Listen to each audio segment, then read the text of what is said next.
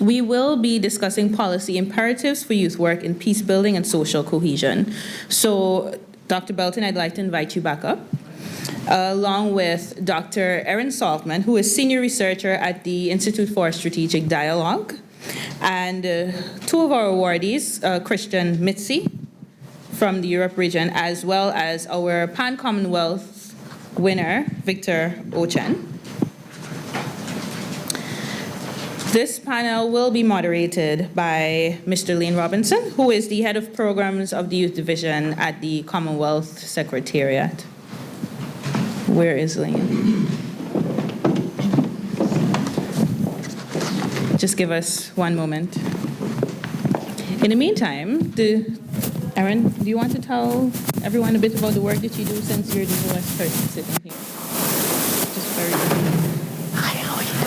I was going to just use my loud American voice. I am the one person in this room that probably is not naturalized as a Commonwealth citizen. It's working? Okay.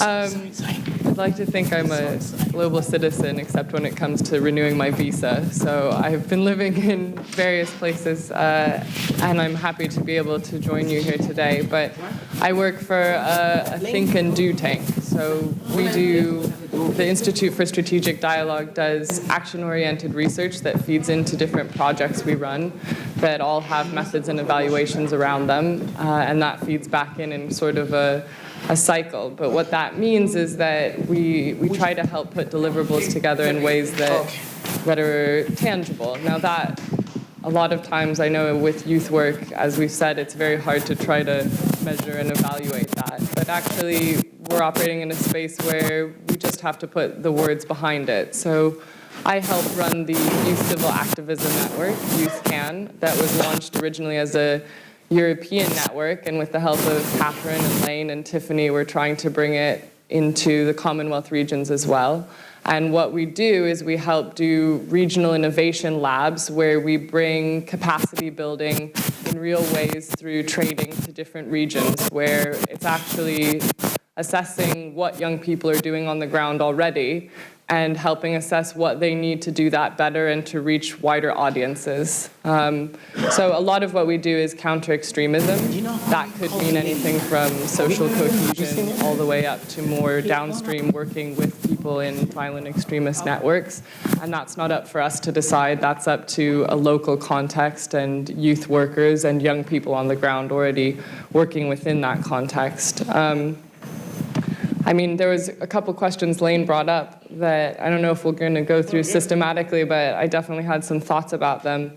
I think there's often a problem when it comes to the top-down lens about youth in general. Often young people are problematized, so they're either seen as an at-risk audience, that we should be careful of them radicalizing or be careful of them getting into trouble in different ways, or we see them as victims. And we see this same stereotyping sometimes in gender, but this is a very disempowered state to be viewed from, and often this can also lead policymakers to make it a little bit more difficult for youth work to take place or for really creative initiatives to come forward from young people. And at the end of the day, this is really problematic because, as different people touched upon, the youth are the credible voice for change. So it's one thing for a government to say something or even for me to say something, but the young activists that are on the ground really are the voice of credibility. They're the voice of innovation, and they're the voice of what could be possible without a lens of being disillusioned. And I think that's a very powerful place to be coming from that shouldn't be ignored. They're also the trend makers, so when we're trying to push trends, the youth are the ones that make something go viral. It's never going to be a top-down forcing of trying to force something to kick off or actually become mainstreamed. That's going to happen from the grassroots level. When it comes to policymakers, and I have to deal a lot with those top-down structures sometimes, policy can be very good and facilitate this process more in lots of different country contexts. What governments are very good at, they should stick to what they're good at, and that can be to convene people, to bring people from all around the world to the table when that needs to happen. They're good at facilitating those processes. They're also good at providing structured funding when they can towards these things. Government will never be the flexible, innovative voice of change. A government telling you not to be an extremist is like your dad telling you not to take drugs. That's not what's going to stop you from taking drugs. So we need to recognize what we're all good at. And at the end of the day, while governments can convene and facilitate, they can also bring other sectors to the table to help youth workers and to help the youth. There are private sectors that are not involved as much as they could be, that have a lot of expertise that they can give to youth workers and that they can give to the youth, whether that's Facebook and Twitter coming to the table, or whether that's entrepreneurs and people with marketing skills, or trying to train young people to have a bigger voice within society, so that actually instead of top-down processes, we can get better bottom-up processes.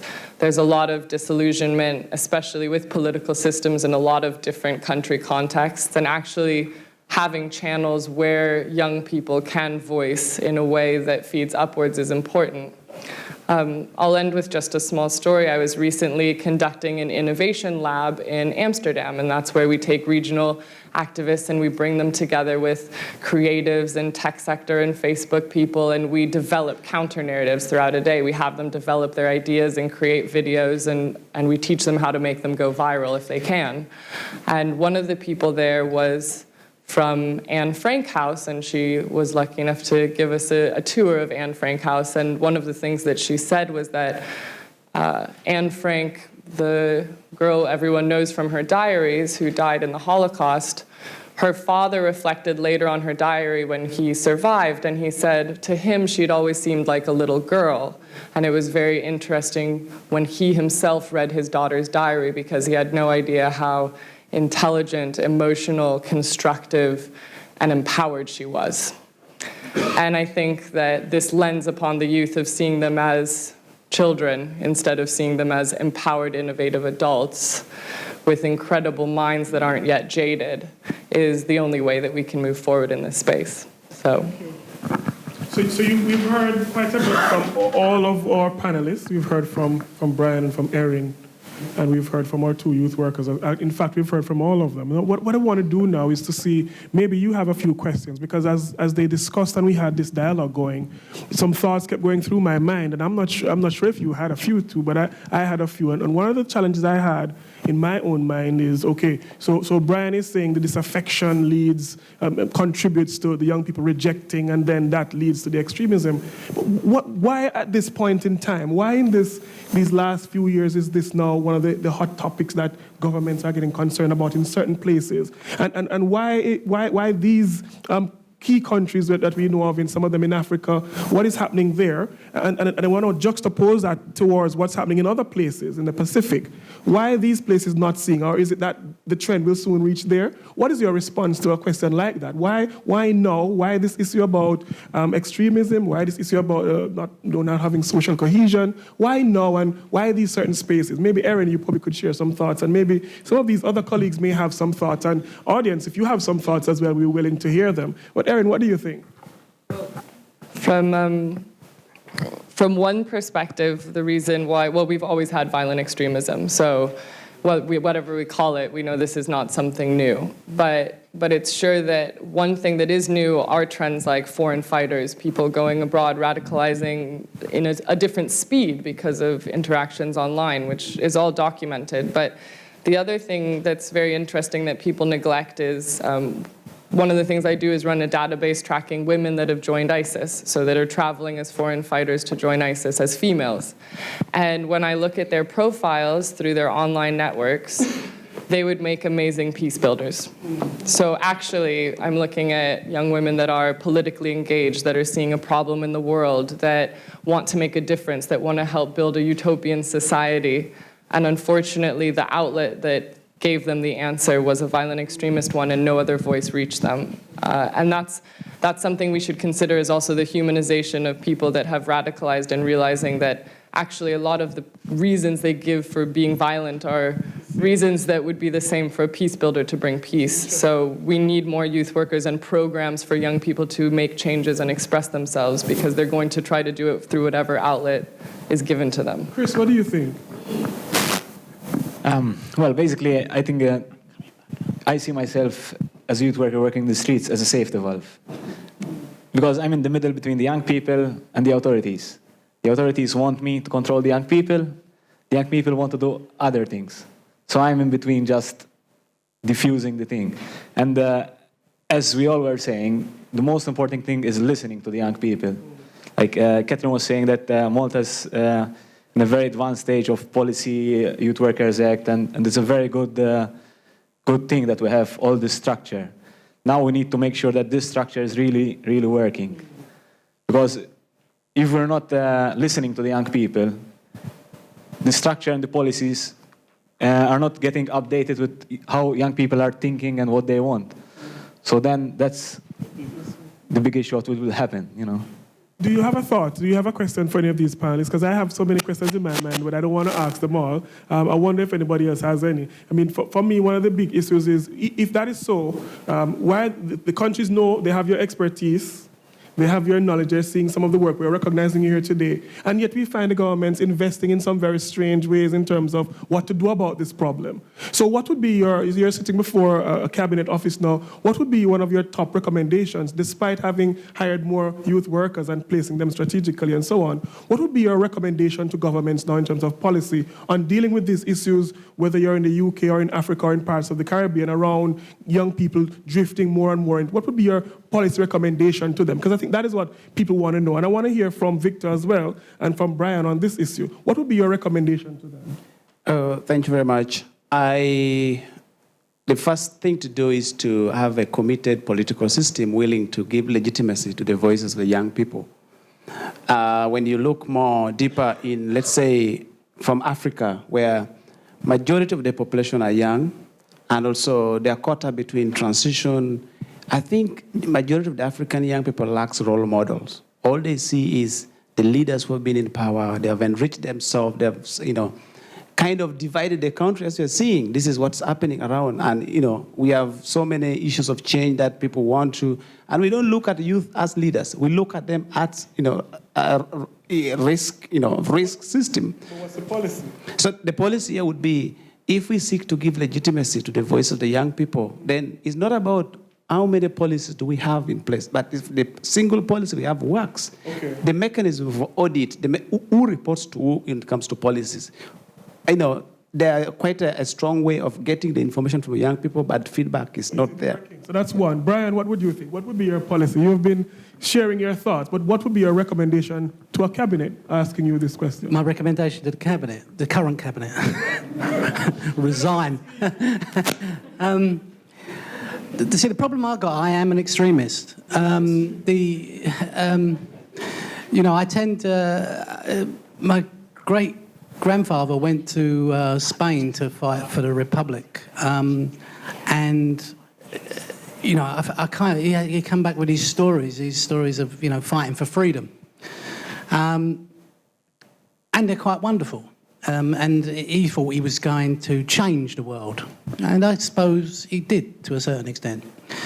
So what would I ask the government to do? I mean, I'm tempted to say leave people alone. What we've got in this country with the national citizenship scheme and the privatisation of youth work, so that, we've just seen it with Kids Company, where people are making money out of need. This is the current policy of our government.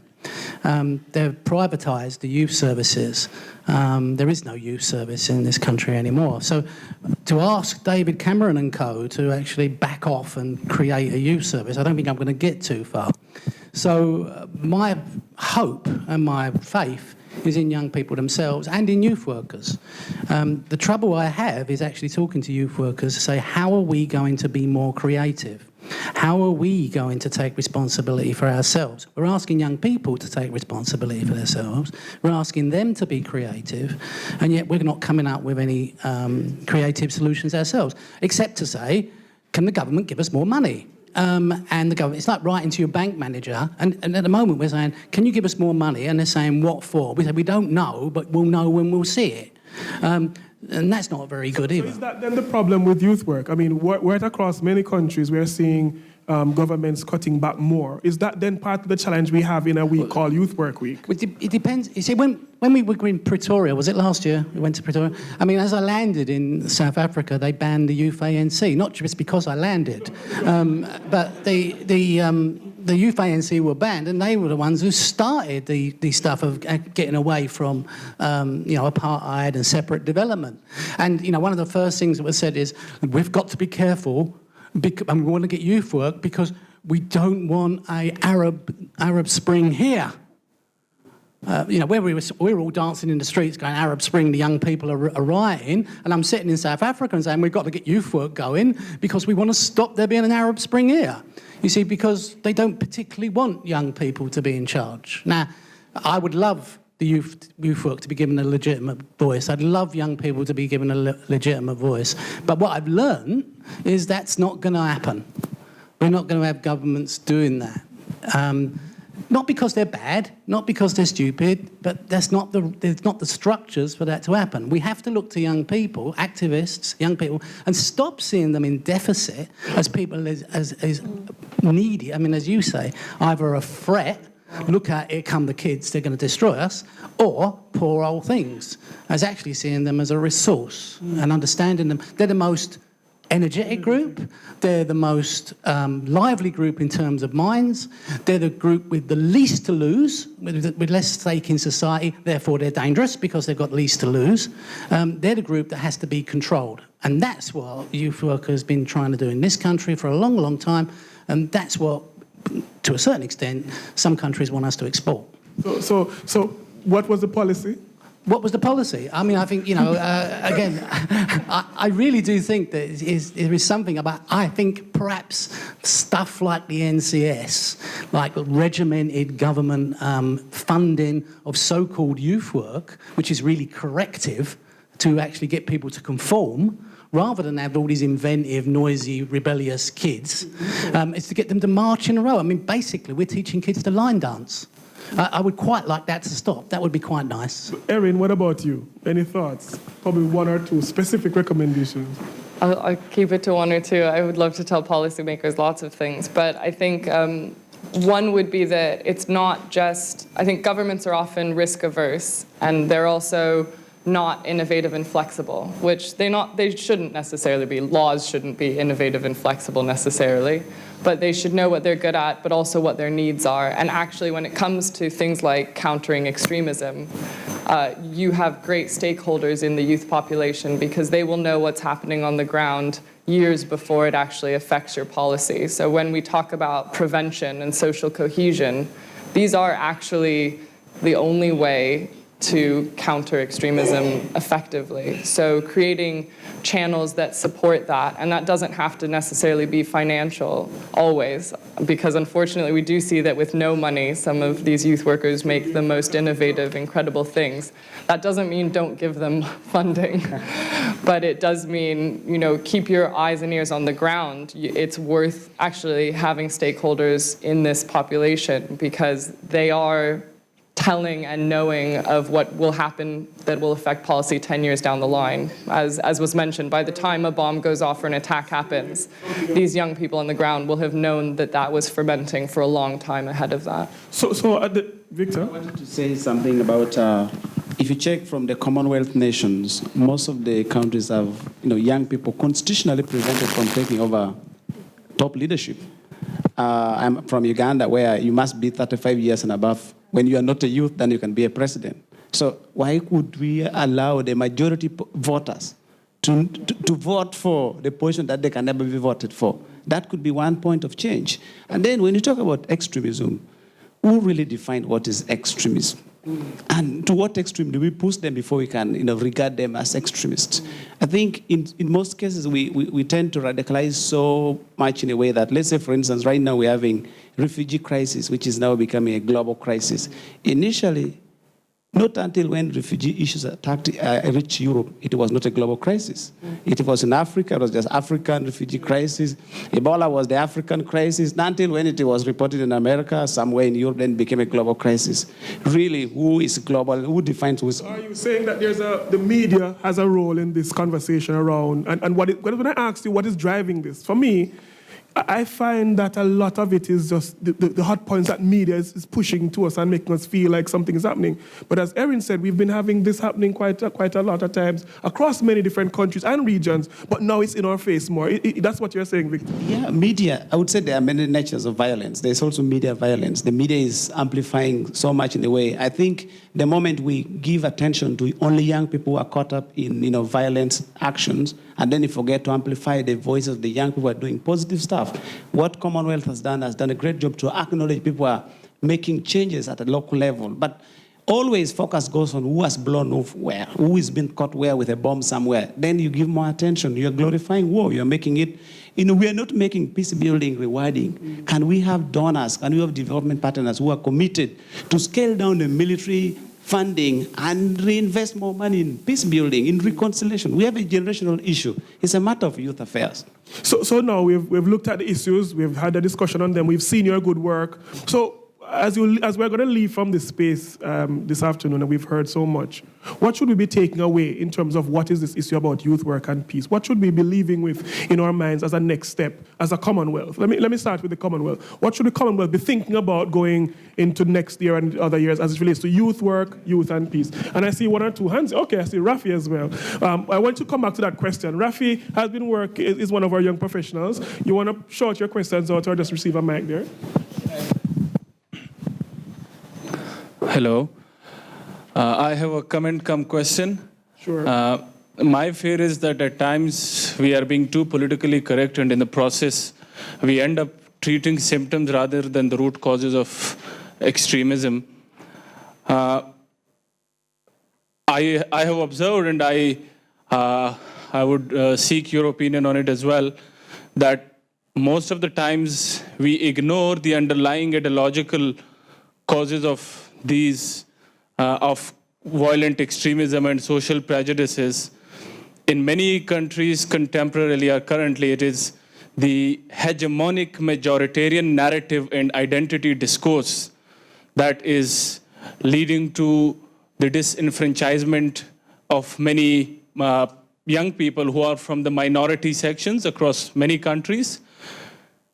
Unless and until we deconstruct and challenge these identity narratives, these majoritarian discourses that that do not take into consideration the perspective of minorities, we are not going to, it will be very difficult to challenge, to tackle extremism. And secondly, I also felt that many educated young people like us, educated middle class, loves to blame poor people for violent extremism, for all these problems.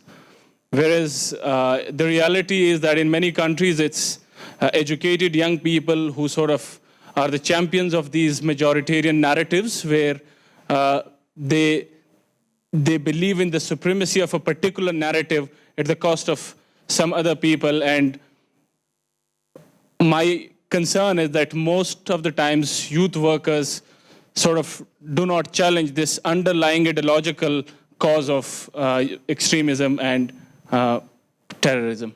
Thank you. Thank you very much for that. A round of applause for Rafi there. It's a very good comment because the underlying issues. But go ahead, Erin.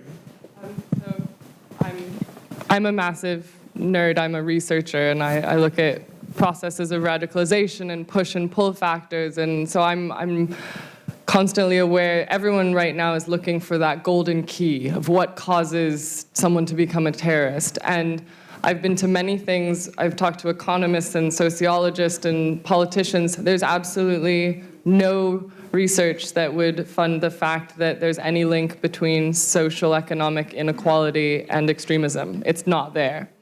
And some of the most charismatic leaders of violent extremist movements have been the middle-class educated individuals that lead the masses.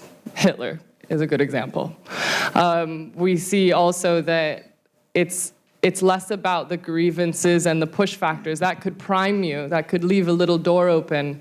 But if that was the case, then we'd see most of the Roma population involved in jihadist movements across Europe, for example.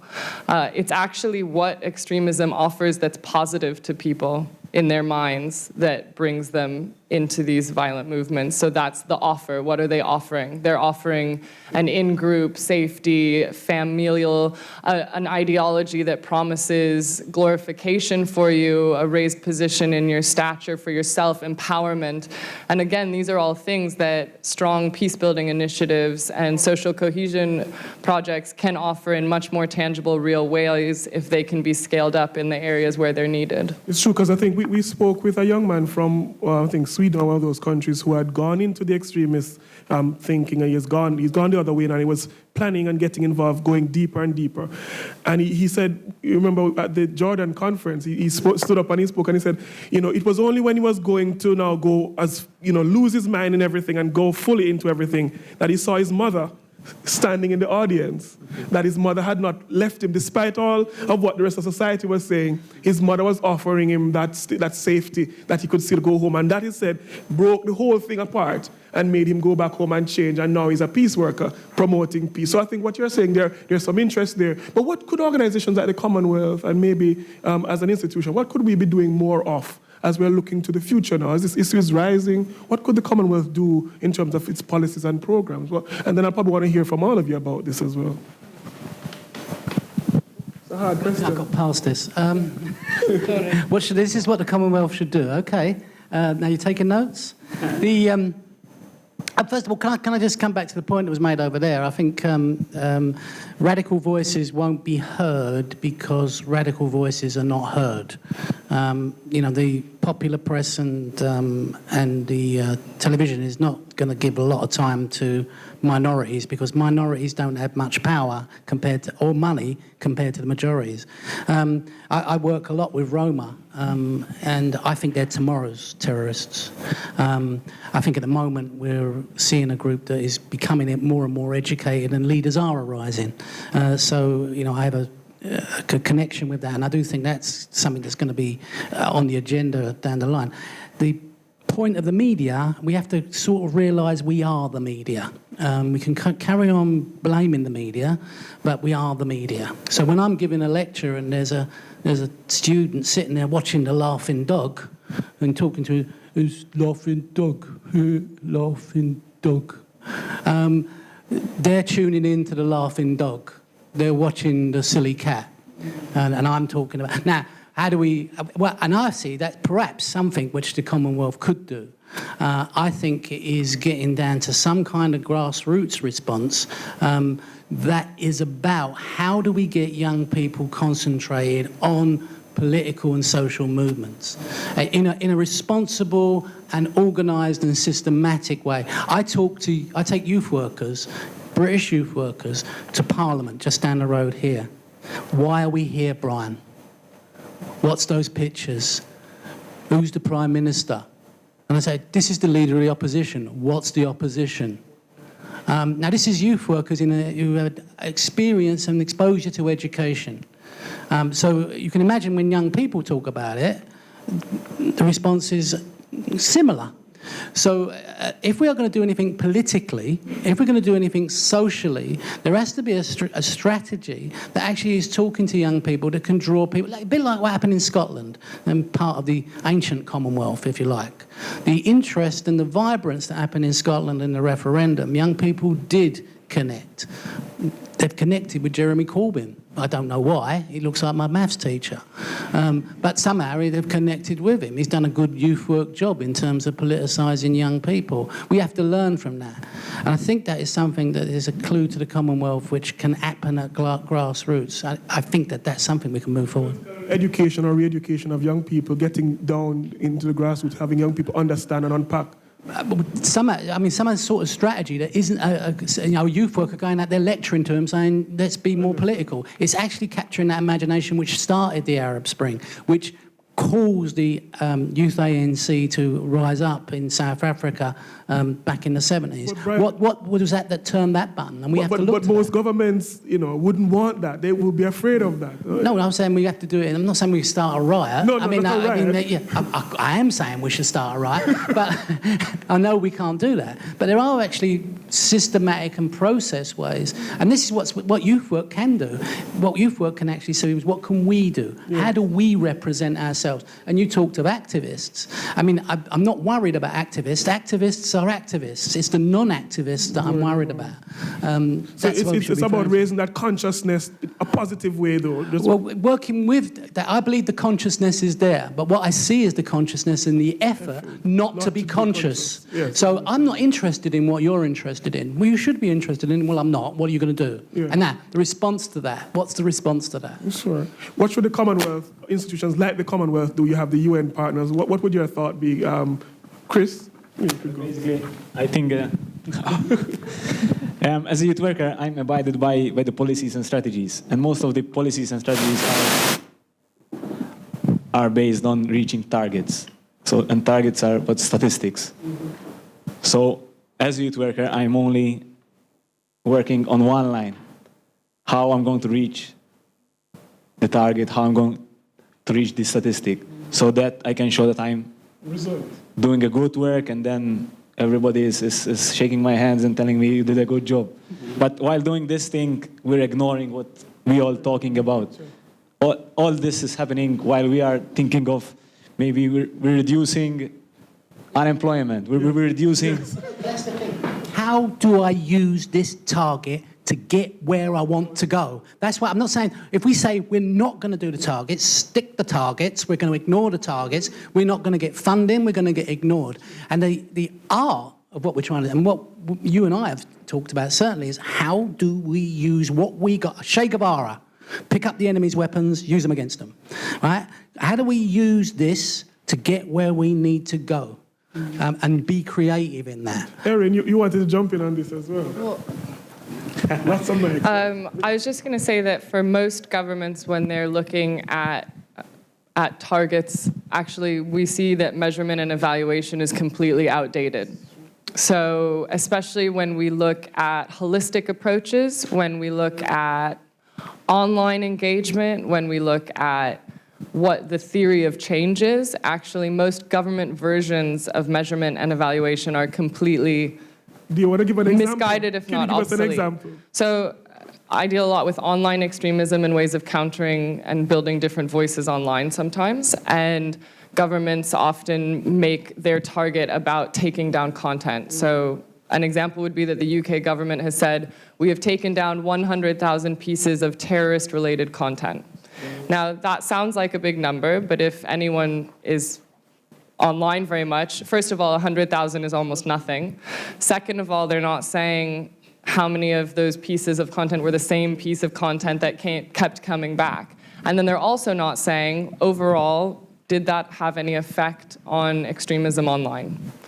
So that's very much taking offline, old school ideas about censorship and trying to apply them into a new world, youth-based forum online, and it means nothing. But actually there's so much space for youth workers and young people to recreate what measurement and evaluation means. They just need to develop the language behind it. So for example, when we're launching campaigns with young people online, we can do it using marketing tools that Coca-Cola would normally use. So we're targeting very specific audiences. So instead of 100,000, we're aiming at these 5,000 people that we know are engaged in a very particular thing. And we can say, did they click on this? Did they engage with it? Over time, has their online usage and metric pattern changed? So there's a lot of space to just recreate measurement and evaluation and give that wording upwards to government, because right now, their criteria is outdated. Interesting. Victor, what should institutions like the Commonwealth do to make an impact? I think from the program perspective, Commonwealth would look more also the role parents and families plays in nurturing the young people who are peaceful in the society, because you gave an example of a guy who was going until when he saw that his mother said, okay, you can still come back home.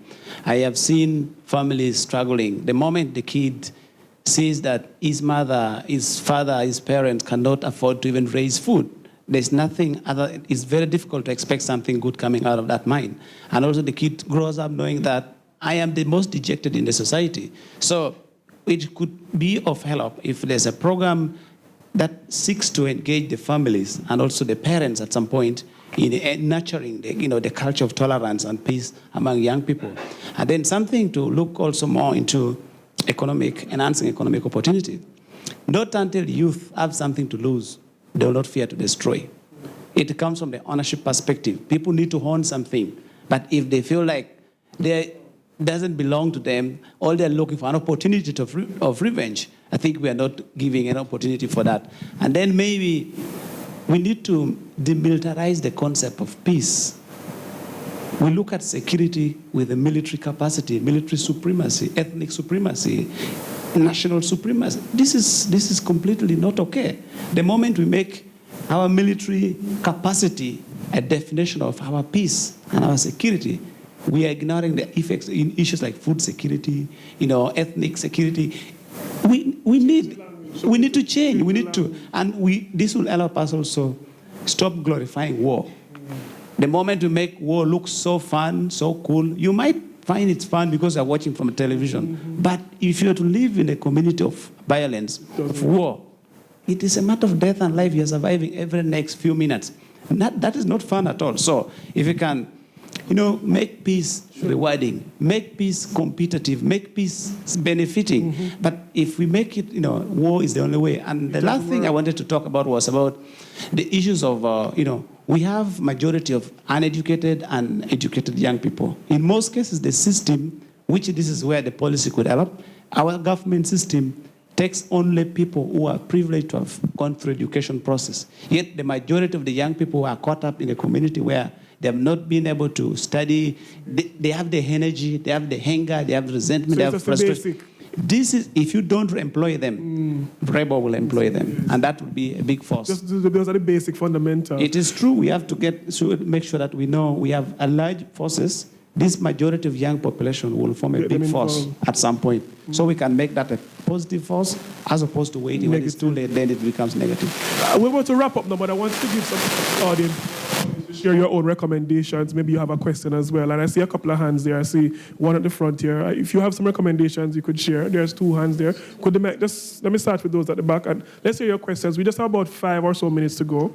So I would love to hear your thoughts or your questions. Hi, my name is Louis from the Royal Commonwealth Society. I just had a comment about Erin's point about the fact that you're a nerd and you research, the causes of violence, and you've, turned to economists and politicians and all that. And one thing I was intrigued by is that you don't mention anything about psychologists or social psychologists. And often in peace building, I found that we're quick to find material solutions to situations of conflict, but often we oversee emotions and the psychological reasons behind violence, why people decide to turn to violence as a means to achieve their ends. And having studied conflict studies and turned to social psychology to find answers, and to emotions as factors to understand violence, I've turned to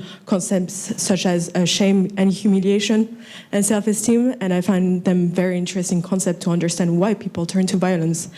And in terms of youth, I'm quite interested because I feel youth, and this is a very important time for every one of us, since it's the time we build our identity. And when you've been taken away things and you've been humiliated and shamed repeatedly, you want to reclaim your pride and your self-esteem, and one way of doing it is being violent. Obviously, there's other ways, but they're longer and they might be harder, and violence is an outlet to, let your voice be heard. Exactly. So, and not too long ago, my colleague here, I think will make a comment later on, brought my attention to Civil Path to Peace, which was commissioned by the Commonwealth Secretariat. And Sun makes a comment about shame and humiliation. There is a part in it about that, and I thought it was super interesting. And I regretted he didn't go to a greater length about it. And I read a bit of it, and I thought it was interesting. I think Commonwealth can be an institution that takes a lead on that. And I really appreciated the point about youth work and the difficulty to measure the progress made. And it's the same with emotions and social psychology. You'll find work, but really little. It's still niche because it's so hard to measure the progress being made and how emotions play a part in violence. Thank you for that comment. I think you have made a very good point on the emotion. I wondered if you had a question in mind, though. So it's more of a recommendation. I think Commonwealth could really turn to that, to that sector of, exactly, just go further with it. And I think that's something to look at, especially for young people who are very emotional sometimes. I think you've made a good point there. What do you respond, and then I take the other hand? It's a very good point. I didn't mention psychologists because I was looking at when I talked about debunking economic factors, and psychologists don't help me too much with there. But for most of my reports, we do a lot of interviews with mentors and people that work in de-radicalization programs and do cognitive behavioral therapy and things like that. But I mean, the other thing is that there's a huge factor here with things like social identity theory and radicalization. When we're talking about it, it's really trying to simplify a very complicated world that can be very hard to understand and can be very depressing sometimes when we look at it. And actually, processes of radicalization, what they do over time is they simplify the world very much so that things become black and white, good and evil, east and west. But actually, in that simplifying, that self versus other, that other becomes dehumanized. And it's when you dehumanize that other to the point that you can justify violence about them because you no longer view them as human, that's when we're seeing violent extremism take place en masse. Yes, so, let me take another hand. The problem with Brian. extremism is when you take psychological measurements of extremism, they do not expose extremists. If someone is exposing themselves psychologically, they're less likely to be an extremist. That's something that we've seen of the extremists that we've seen. What's been the nature of extremists, and the ones who have made the headlines, is that they're the least expected ones. Interesting as well. There's a hand to the... Okay, there's one there. Where's the mic? Quickly, and then there's a hand in the front. And then we'll call it... we'll just take some closing remarks. Hi, Lewis Brooks, also from the Royal Commonwealth Society. Sorry for our organisation hogging the mic. Just a quick question about this idea of listening, and obviously a very good one, and particularly as I happen to count as a Commonwealth young person as well. How do you get that sort of listening to young people environment across all sectors and sections of society, from youth workers who spend their lives working and listening to young people on a daily basis through to the Prime Minister or diplomats or to any kind of strata or section of society? How do you kind of get that ingrained from sort of the bottom up, as it were? Interesting question. Let's take the hand at the front and then we try and answer both. Just raise your hand. Could you say where you are as well, where you're from? Thank you very much. I'm Alison Booker, the Deputy High Commissioner from the Bahamas, and I was very pleased to hear the young lady speak about the psychological aspect of it. Just yesterday I met with a representative of the Commonwealth who was looking at the health and education sector and what the Commonwealth can do. And I said to her, we need to no longer treat issues in silos, and I think that is the downfall of a lot of organizations, particularly if you're working with youth. You tend to look at youth from the education perspective, with health perspective, from the violence perspective, but you have to look at everything in general and not just focus on one aspect of youth and youth development. And that is a downfall that I find with a lot of. You cannot treat this issue with in silo. And I've suggested to her that if you want to combat, for example, violence, which we face in the Caribbean, gang violence, which could basis of extremism as well, to some extent, persons who get into gangs because they feel a need to belong to a group that is open to them. You need to take it from primary school. You need to get into the primary schools and teach the young people about conflict resolution. You need to talk about conflict resolution, how you resolve conflict within yourself, within your family, within your community, so that you don't take it outside. And in addition to the policy side, I just want to make a brief comment about that. It's okay to work at the grassroots levels, but how do you get that up to the political level?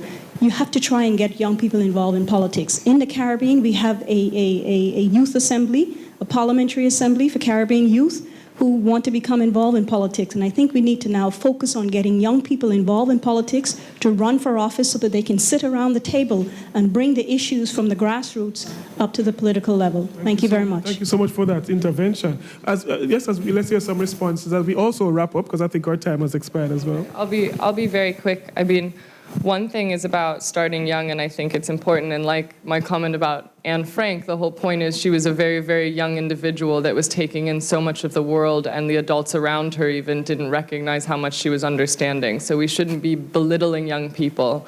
And in the education space, we need to create a space for difficult subjects to be brought up and discussed. It's very hard if you're a young person that's questioning the world around you. Where do you go to ask the question, the Assad government, what's going on? They look violent. Why isn't anyone doing anything? Where would you even ask that question? They're difficult questions, and we need spaces for young people to be able to discuss them, because usually there are wrong groups, there are violent groups that will happily discuss controversial issues with you and give you their perspective, but very few times are there openings to discuss those difficult topics in a structured classroom environment, for example. The holistic approach is always wanted.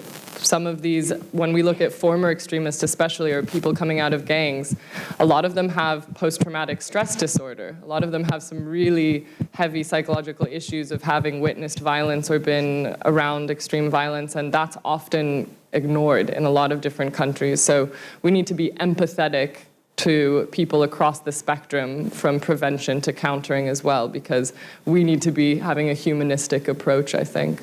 And the listening? I'm all ears. I think trying to create spaces for dialogue, it's always very difficult when you get these bureaucratic political structures where they're embodied in so much regulation and ruling, and then to bring that language, the language between a politician and an impassioned youth is so different, and it's unfortunate. But there are ways of creating that. There are ways of channeling through written or through delegated convening, and it's up to a government to recognize that that benefits them, actually. Probably Chris might want to share based on those two comments and your conclusions as well. Yeah, basically, I think if we really believe that young people are the people that will bring change, we need to believe in them now, not look at them as the future. We all look at them as a distance from the present. So we need to cater for what they want now. That's the most important thing. If we really believe that young people can change the world, we must also believe that we can change the world, and we need to work with young people to change the world. If I'm not working to change the world, how can a young person change the world? I think if you're looking for a place where questioning happens, we were in with the group. The candidates came up to East London yesterday and the day before. And the day before yesterday, they were in a project that I've worked with for about 14 years, and they were working with young people working on skills. And then the group went in to talk to the young people, and all the work stopped. And they started talking to this group. Where are you from? Who are you? And they started to talk to them and ask them about themselves. So the listening space, if you want to know where it happens, it's not going to happen officially. It's going to happen in those spaces that youth workers make. And if you like, allow. That's where it can happen. And that's where I see people really listening. That's where I see the real dialogue coming. And the spell out of that is not the dialogue, it is the dialectic. It's that talking between these people from all over the world going into this little place in East London and actually talking to people that new ideas came out. And those guys in that place, they didn't even know about the Commonwealth Secretariat. They had no idea what it was or what it was for or whatever it is. But when we had those U5 guys come down, what we had is some sort of dialogue about the world. And that dialogue will go on. That won't end. That'll be next week, back at the tech shop, back in Manor Park. They'll be talking about that and what that was about. So that's where it happens, and it's a will. It's not structures, it's not governments, it's not finding the right psychological buttons to press, because that's, you know what? Young people know when you're pressing their psychological buttons. See, that's the deficit model. Somehow we can find our way in through Coca-Cola. No, you can't. Okay. So we have Victor, finally. Yeah, thank you very much. I think when we look at the first three words of the United Nations, says we the people. But when it comes to implementing things, we exclude some of us, the people. Who is the people? We talk about we the people proudly, and when it comes to reality, we exclude them.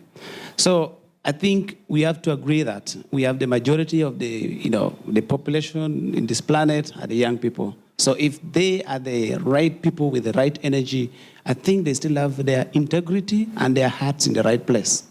We have a long history. Someone talked about handling the issues from the root causes. This is coming from somewhere. So how committed are we to tackling the reality? Go back one step to look a little bit of the history that this kid could have been raised. It will help you understand the people part of we the people. And then maybe lastly, what we should look more is, we're talking about this of psychological, help and all that. I lived in northern Uganda. There were like nearly thousands of civil society organizations, international NGOs coming in. It became like from volunteerism to volunteerism.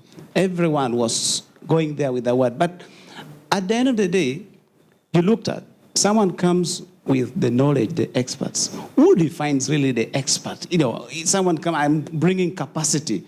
Come on, you are coming from somewhere, you have never lived my experience. I've lived here for the last 10 years. Now you're coming with a foreign knowledge that you're coming with a capacity, and you end up messing the whole program. There's so much deeper traditional historical elements that need to be understood at regional level, at country level, at national level. And that's where the country and the government can play roles. Can we recommend to our government that let's integrate peace education in our national curriculum? That could be an opportunity. This is when it comes into teaching the young people peace when they are young, tolerance when they are young, respect when they are young. But if we wait until we start building more prisons, there are countries where you have more police trucks than ambulances. Why? Can we change that a bit? If we instill in people the sense of discipline and character, of quality and respect, I think we shall not waste a lot of money in fighting terrorism, but we shall build peace and raise a peaceful generation. Thank you so much. I want you to put your hands together for Brian Belton, Erin Saltman, Mizzi, and Victor Ochen.